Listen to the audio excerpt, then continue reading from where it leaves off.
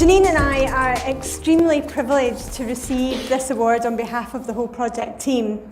And what we want to do is, or what we plan to do, was to talk through the knowledge exchange work that we've been doing with street children and youth to help transform their lives and to influence policy and practice. This is the team that were involved, and of course there are many others whose names are not there, and we would just want to acknowledge their contribution to this. Now, the knowledge exchange work was based on a research project called Growing Up on the Streets, and Stephen Fry did a fantastic job of introducing the research and the knowledge exchange work. So hopefully we'll be able to embellish and exemplify that for you. What is Growing Up on the Streets? Well, Growing Up on the Streets is a long-term collaborative and participatory research project which is funded by the Backstage Trust and in collaboration with UK partner NGO Street Invest. And this is an academic practitioner collaboration which seeks to really explore the lives of young people growing up on the streets. So it's longitudinal. We've been collecting data over a 3-year period with 200 street youth aged between 14 and 24. And as Stephen rightly mentioned, 18 of those young people, so homeless street children living on the streets, were engaged in the project for that full 3-year period as researchers doing their own participatory and ethnographic research. We also ran focus groups with wider groups of young people to be able to compare experiences more broadly.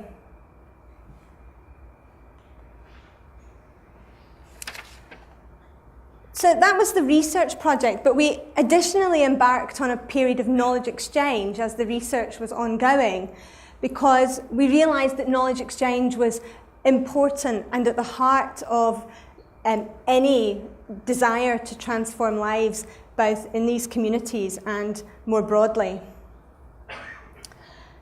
And so we had funding from the ESRC to run a knowledge exchange project that sought to train and engage young people.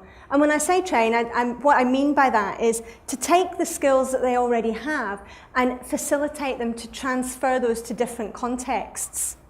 So to enable them to engage their voices, their ideas, what they need, and to communicate that to the right audiences, the right stakeholders, those that can actually change policy and practice.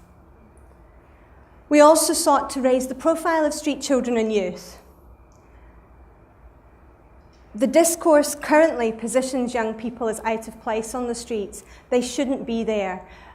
Perhaps sometimes that's for safety reasons, but also it's a general blanket. We don't want young people on the streets. We want them off the streets because they're not good for public image. And actually, we want to challenge that discourse and highlight the capabilities of young people as they grow up as contributors to society. And so we developed a call to action to engage with governments in each of the countries that we worked, to engage with non-governmental organisations, to engage with the United Nations and UK government policymakers, to recognise the capabilities of young people and to feed that into the policy process. So our knowledge exchange challenge then was to transform policy, to transform public perceptions, academic discourse, but most importantly, the actual lives of young people living on the streets. So what I want to do is just to highlight some of the summary of the impacts that we achieved through this knowledge exchange process before we go in to look at some of the aspects of the activities we did and the tools that we developed that have had this impact. So over a 1-year period, we were able to engage with 2,500 individuals, both in the public domain, so raising awareness of the plight of street children, but also with stakeholders. And so we also engaged 250 non-governmental organisations across more than 100 countries, and with governments both in the UK and in other contexts.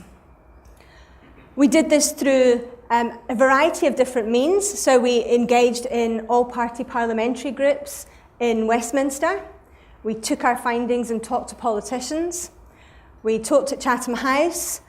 We also had roundtable discussions with United Nations offices, with NGOs like the Consortium for Street Children and our own Department for International Development to discuss the issues that are facing street children and what should be done.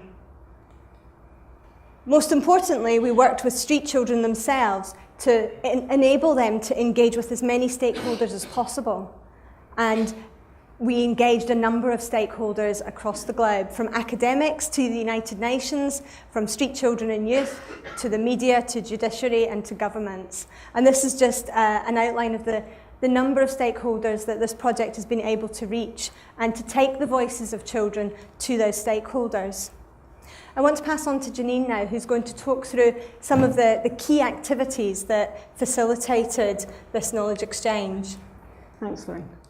Thanks, and again, can I say it's such a pleasure to be here and to be able to present this and accept this award. I want to start by talking about the Knowledge Exchange Training Pack. This was developed with the young people that we worked with. We'd done training with them before, and we did more training in anticipation of knowledge exchange events. We then put this together as a training pack, which has become a tool which has been taken on by other people across different sectors who have used it. As you can see, it's also been translated into French and into Portuguese. It was used with the Street Child Games and the Street Child Congress in Rio de Janeiro across countries leading up to those events, working with street children and youth, and also in Brazil, contributing to Brazilian national policy. The Consortium for Street Children used it throughout 2016 and have shared it with 80 partner organisations in 130 countries. And they particularly used it working with the UN Committee on the Rights of the Child, working towards the general comment. So the young people were involved in the production of the pack, and we worked with them, training them for knowledge exchange events. So here's some young people who are involved in the project. I don't have many pictures of them because of confidentiality, but there's a few of them there. You'll also see a wonderful figure up there who's an ideal research assistant, somebody who goes out and works on the streets with young people. He has or she has a big heart and big ears for listening, and many other attributes there as well. So they used the training, and then immediately afterwards events were held locally in the 3 cities with the people who have power over the young people's lives. So people like the market leaders, the social workers, education, local authorities, and we brought these people to the table with the young people so that they could actually communicate with each other about their lives and what they actually need on the street. So I'm just going to share 4 pie charts just to show you the figures. The number of participants in 3 cities here. You can see they're not massive numbers, but the people were the key stakeholders who have a lot of influence over the lives of the young people. We asked them how informative they found it. As you can see, they found it very informative or informative. There was only 2 people who didn't, and they were young researchers. I know their names, and they know it all, and it was fairly informative for them. So has the event changed the way you view street children and youth? Again, the majority said yes. I don't have figures for all the 3 cities here, by the way, which is why the figures vary. And again, we've got 2 people who are street children and youth saying no. So will you approach working with street children and youth different? Will it be different in the future? Again, most of the people said yes, and the comments we got back were phenomenal from all the stakeholders. This is just one example. This is Idris from UNICEF in Accra, saying today has changed the way I view street children and youth, and I have a greater understanding of their resilience and determination to survive. Going back is not an option. He will not go back to how he worked with them before or how he viewed them before. This is Sarah. She's a young person in Accra. Here she is on the rails selling her toffees. They regard us as nothing. But when you see the leader of social welfare, he got up and said they're sorry because they didn't know. He admitted his mistakes. So she felt she got to meet this person and the other stakeholders, and she's made a difference in their view. So we've transformed the lives of participants, and there were hundreds of them, but in particular the young researchers. Just to give one example, Daniel from Chance the Children, Accra, he says, "We cannot afford to discount the experience you gain through going through this research. We recognise your worth, and we've decided to tap into your experience to help us in our work." And 3 young researchers from Accra are now employed working as street workers for Chance for Children. And there's also 3 in Harare who are working as street workers for an NGO there. We've also, through the training pack and through working with the research, we've transformed street work. We have a peer network across Africa of street workers, practitioners, organisations and non-governmental organisations who work with street children. This is Edward. He says, "It would be great tragedy to assume that when it comes to the issue of street children, we know it all. My involvement in growing up in the streets has taught me that we do not really know or understand street children and youth. And this is the whole point of knowledge exchange, is that we have the young people who are facilitated to get across their message and what their needs are, rather than us, researchers, street workers, whatever they are, governments, deciding what they actually need." More close to home, we've had some activities. For example, many of you will know the Dundee Arts Cafe, which is a very important way of reaching out locally and sharing research from the university.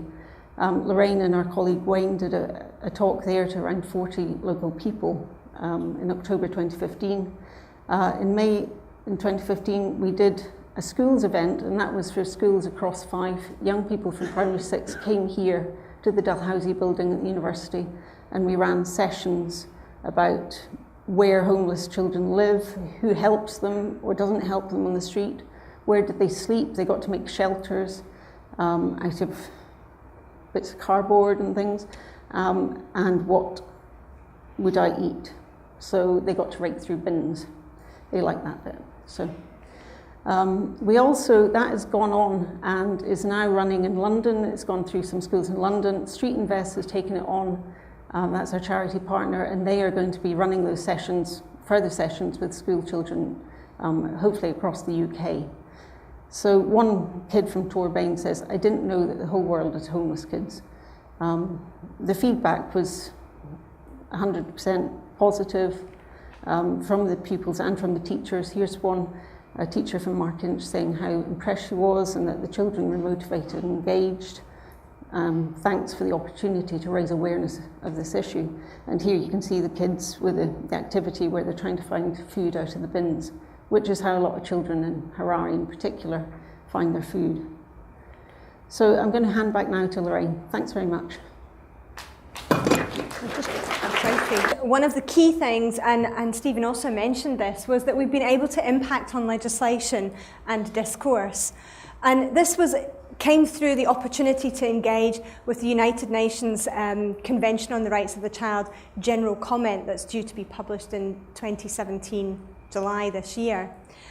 In 2012, when we started the research, I was involved in a meeting that was the first at the United Nations for 20 years that discussed the plight of street children, and that resulted in Resolution 1612. From that, the Consortium for Street Children, with ourselves and other members, were able to lobby to have a general comment on street children put in place. Now, our training pack was instrumental in facilitating young people's voices to be part of that process. The training was used to enable street children and youth across the globe to engage in consultations that meant that the committee could really listen to their voices. And Growing Up on the Streets itself formed the Africa consultations for the general comment. And we were able to engage all of the young people across the 3 cities in which we worked that had already engaged in knowledge exchange with us. And so feeding into that was really has been a highlight of this knowledge exchange process. Obviously, we were able to provide written submissions and participate in expert consultations from the research point of view, but to really have young people's voices within this policy process has been a fantastic achievement of the knowledge exchange process. And I believe it's one of the first or the first general comment to really have listened to a large number of young people and take their views on board. At a more local level, we've been engaging with informing practice through producing briefing papers from the research. There are 9 so far in English and French, and they're used across Africa with our practitioner network, and also in other countries, for example in India, where practitioners discuss the findings amongst themselves, but also with young people in their project to try to change their practice to more effectively work with young people. And just to round up, the knowledge exchange process has been highly successful. The ESRC have taken it on as an impact case study, and it's on their website, and the knowledge exchange training pack was a highlight of that. And obviously, alongside this amazing Stephen Fry award that we've won today, we've also been awarded the Market Research Society's President's Medal for an extraordinary contribution to research. But that would not have happened without the involvement of a number of people who are listed on the slide, but most especially the 18 young researchers from Ghana, DRC and Zimbabwe, who are right now still engaging in knowledge exchange in their communities with their governments and with practitioners across their city. And it's really testament to their skills and capabilities that awards like this are given to projects like ours. So thank you very much for listening.